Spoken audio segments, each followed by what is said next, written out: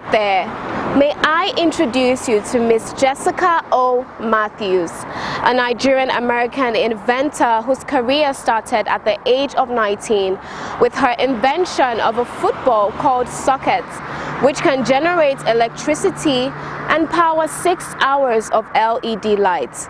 Amazing, yeah? More details on this to come shortly. And also on the program, you just have to listen to an expert on the nagging issue of suicide, which is alarmingly on the increase. Do you remember Mr. John Adam Smart? Well, I've got an update. I've got these and much more for you on today's edition of your favorite program, The Diaspora. And I'm your host, Koinsala Adetumbi. Please stay tuned.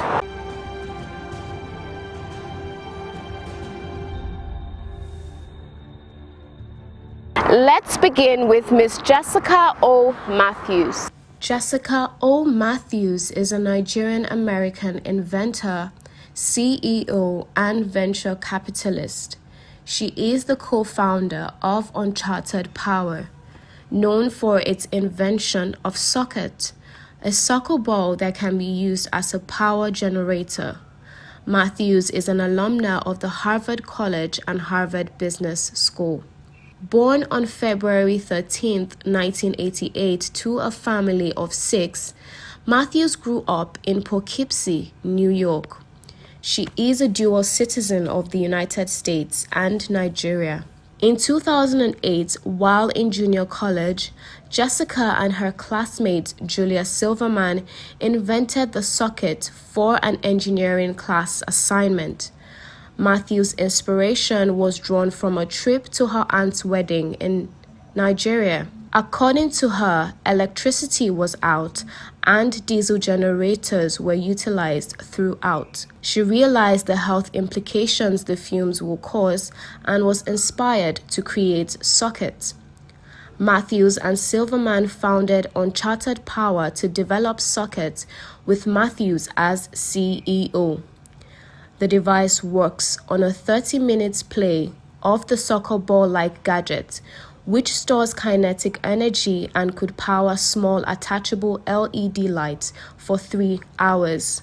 Jessica Matthews has showcased her creation at the 2010 Clinton Global Initiative University and on President Barack Obama's 2013 trip to Tanzania. The Socket CEO has received many recognitions, such as the 2011 Fortune list of 10 most powerful women entrepreneurs, the 2012 Harvard Foundation for Intercultural and Race Relations Scientist of the Year, the Innovator of the Year by Black Enterprise in 2013, Forbes List 30 Under 30 in 2014, the 2015 list of most promising women entrepreneurs, the Inc.'s 30 Under 30 in 2016, and won Young World Entrepreneur of the Year award in 2020. Proudly Nigerian. Kudos, Jessica, and thank you for making Nigeria proud. Now let's meet Dr. David Ekudaisi, a Nigerian diaspora doctor known for his expertise in regenerative medicine.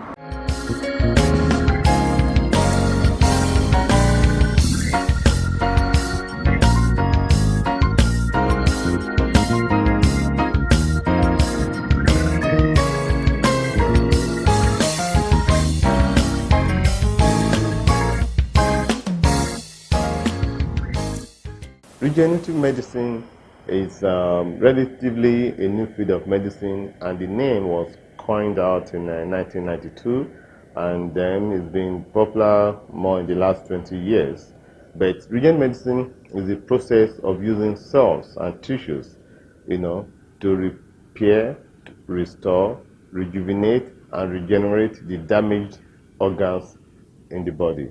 And Mayo Clinic in USA describe it as a field of medicine that's offering solutions and hope for people that the conventional medicine say it is over. So that's what it's kind of really broad. Anyway, by the way, it involves bioengineering, stem cell therapy, and even under stem cell therapy, we have 3 types. The first one is embryonic stem cell therapy, which is what used to be very popular, but it's also very controversial. The second type of the 3 is induced pluripotent stem cell therapy. That is when you take a cell from the body. It could be white blood cells, it could be cell of the skin. You reprogram it, you culture expand it, you manipulate it, and then you give back to the patient. Those are in research centers all over the world. The third one, which is clinically safe, which is clinically available, which is what I am involved with, and that is what at Glory Wellness and Regenerative Center we do.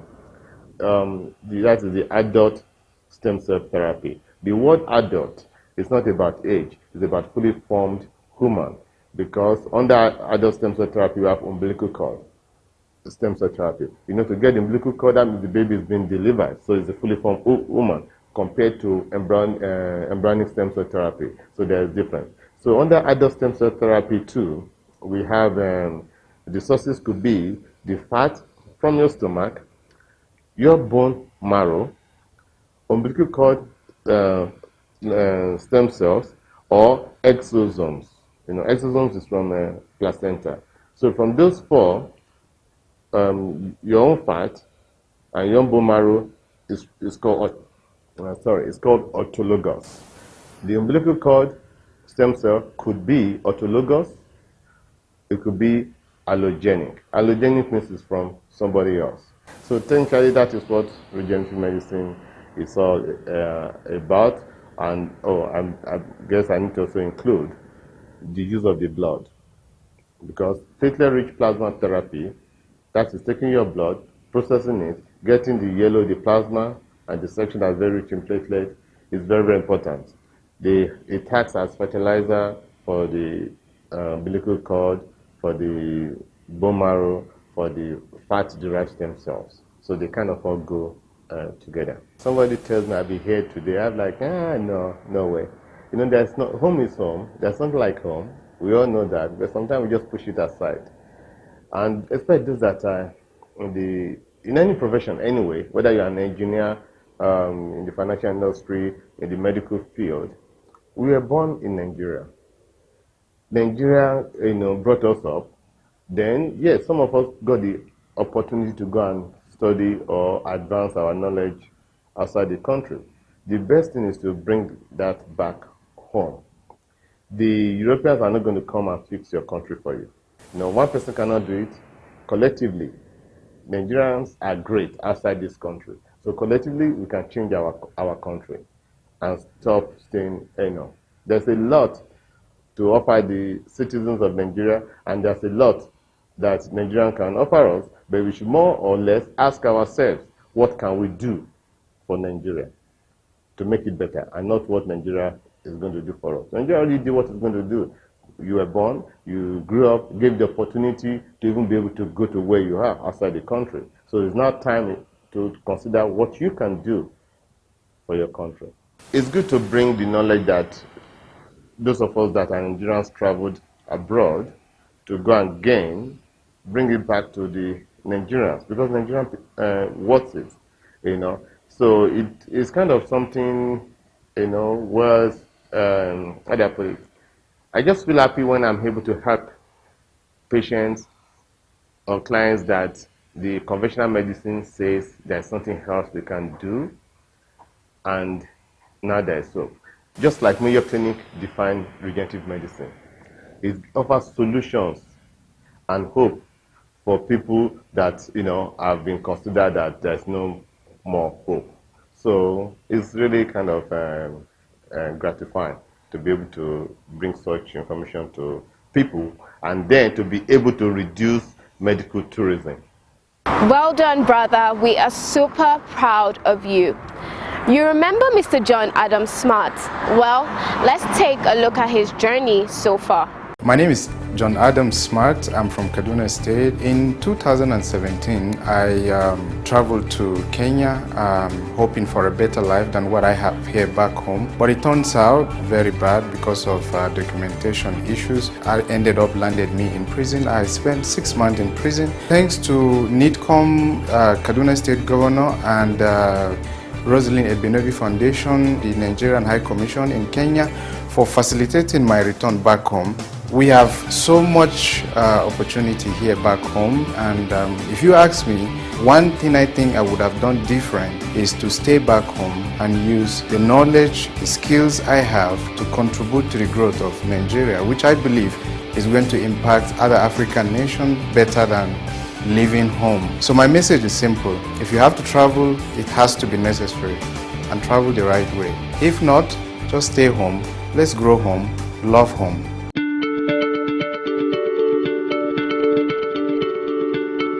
It's been a year since NITCOM and the Kaduna State government facilitated your return. Can you give us an update on your journey so far? Since I arrived, there were quite a lot of challenges. But once you are sure of what you're up to and where you're heading to, of course there is always a way ahead. So for me, to cut the whole long story short, currently I'm running my ICT company, which is Network Technologies Foods now, and we have clientele already across Nigeria now. And also, of course, I'm from Kaduna State, so our primary occupation is farming. So I have taken advantage of that farm, and I'm also doing well in farming too. My journey has been good so far, and I would say, even with the pandemic, which of course happened, I came at the right time, at the time where the demand for ICT products and services is quite high, so that also gave me an advantage. Good to know. Do you have an advice to Nigerians out there who are stranded and finding it difficult, or rather, they don't want to come back because they think it's better over there than coming back to Nigeria? Well, for me, I will always tell people that a government is not just people in offices, right? I am part of the government. You are part of the government, including those people who are out there. If we have to make Nigeria a better place, then we must have to come together and put our hands on the table. Now, if anybody is out there and is listening to me right now, what I would say is there is no place like home. If it's not working for you out there, then the only alternative is to return home. There is enough for all of us here. You come back home, decide on what you need to do, and commit to read. And there are a lot of opportunities, especially in the area of ICT in Nigeria, which I think we have not really tapped in. So anyone who is stranded in Nigeria and they are scared of coming home because of the situation, of course, it's not only Nigeria right now as we speak. However, a country where there's still a lot of opportunities, then almost everybody has a place. So I will encourage them, if you're stranded, there is no need being treated badly when you have a home. Return home and find a place, and that will be my advice basically. It's not that bad, as I've been there before, where I thought, what do I have? Like, there was no place for me back home. So I had no plan, but over time I convinced myself, if I did this in Kenya, then why not in Nigeria with the population? And I came, a lot of people asked me that time, I'm crazy, everyone was like, well, we have the population. And people are going out there, the likes of the United States, India, China, to patronize the services. So if I can bring it home, I know they will buy. When I started, it was a bit difficult, but over time, once you build a portfolio, people don't have a problem coming for it. So basically, my advice would be come home, there is a place for all of us here. Do you have anything to say to the Nigerians in Diaspora Commission and the Kaduna State government, knowing fully well that they facilitated your return back then? Oh, sure. A big thank you to Nigerian Diaspora Commission for facilitating in collaboration with the Kaduna State government Also, a special thank you to my governor, Nasir El-Rufai.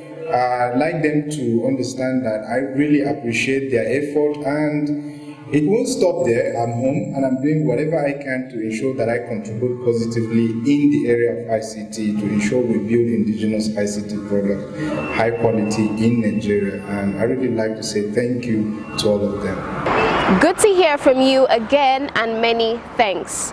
Now let's join Dr. Lulu, the momatrician, on this episode of Suicide Notes. We're going to be talking about suicide. We're going to look at the who, the why, the what, the where, the how of suicide. Maybe, just maybe, we can try to turn a curve and maybe even prevent it. In Nigeria specifically, we've had some high-profile youth kill themselves. I'm not going to go through the names, but the last few years have been really bad where suicide is concerned. My main thing is nobody wants to talk about it. But you see, putting it away and pretending it doesn't exist is not going to make it not exist. There's a stigma about suicide. We need to explore that. Their beliefs, their attitudes, there are laws, there are rules, there are all kinds of things that are going on that are not right, that are not accurate. We're going to have to explore those things. I have been suicidal. As a pediatrician for nearly 30 years, I have worked with suicidal youth. I have worked closely with suicided youth's parents. I have worked closely with adults and even children who have attempted suicide. I know their stories. I know their faces. It has hit very close to home for me. I've lost friends. I've lost colleagues that were like family members. And I myself have walked the thin line of suicidal ideation and suicidal thoughts. It's not something I'm afraid to talk about. It's not something I'm ashamed to talk about either. You see, when you have seen 99, what's 100? But more importantly, my message is so needed and so urgent. I don't have time to worry about, oh, what would people say? No. Their lives at stake. Our children's lives are at stake. Our lives are at stake. Adults also kill themselves. Children kill themselves, but the death of a child by suicide is so much more painful because the future of that child, the dreams they had, everything that they had planned for themselves, cut short. All the high-profile deaths we've had recently by suicide have hurt me so much. And Nigeria is not alone. West Africa is not alone. Africa is not alone. In the United States where I live, we have a lot of suicide in children as well. As a matter of fact, suicide is the second leading cause of death for kids aged 10 through 34 in the United States. In Nigeria, we don't know much about the statistics yet. But we're going to change all that.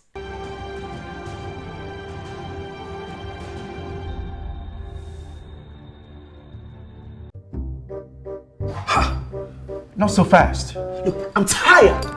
I want to check out of this country for greener pastures. Just calm down for a moment. Please sit down. Do you have a job where you're going to? No, but someone is arranging, Listen, Alinko. Checking out of this country without proper planning means one thing. Unimaginable begin. I've been in the diaspora, but legitimately doing great things at home and abroad. As I've been saying, without the proper footing abroad, the risk is not worth it. Listen, Alinko, it's better to be home than be trapped abroad, or even end up in prison.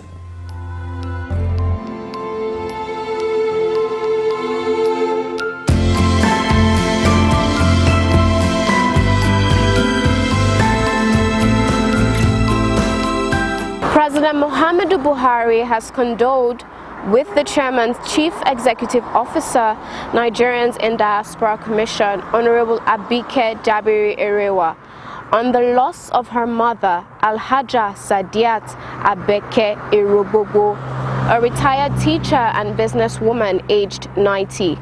The President equally sends words of comfort to other children, grandchildren, and great-grandchildren of the departed, who was known as kind teacher in the early part of her professional life. President Buhari prays that the soul of Mama Erogbogbo will rest well and God will comfort all those she left behind.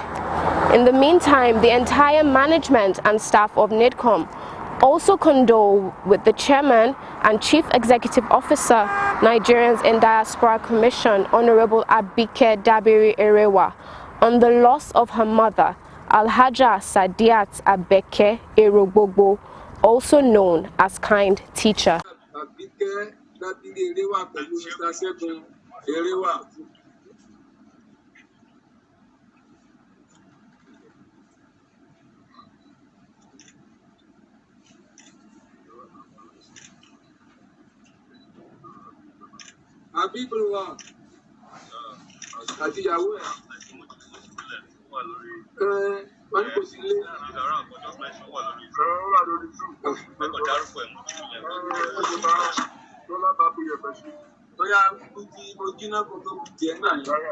Along with Ade, Williams.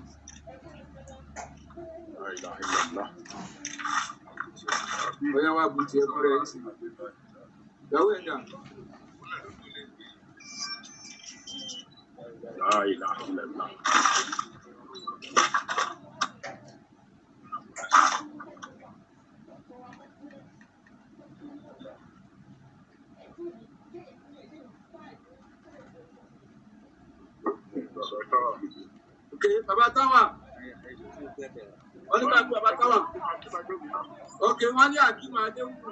Mama will be missed forever. Thank you for staying all through the program. We hope it's been worth your while. And in case you have anything to share with us, please do not hesitate to do so, as we expect feedback on our show. Remember, you can reach us on all our social media platforms. On Facebook at Nigerians in Diaspora Commission, on Twitter at NIDCOM_gov, on our Instagram page at NIDCOM_gov, on our YouTube page at NIDCOM_gov, and on our website at www.nidcom.gov.ng.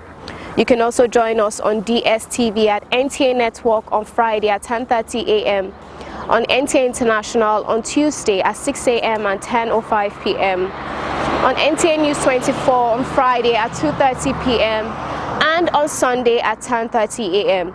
You can also join us on WAP TV on Thursdays at 9 a.m. and on WTV on Wednesdays and Sundays at 8 a.m. You can also join us on Ben TV London at 2:30 p.m. on Saturday. I remain your host, Koinsola Adetumbi. See you next time.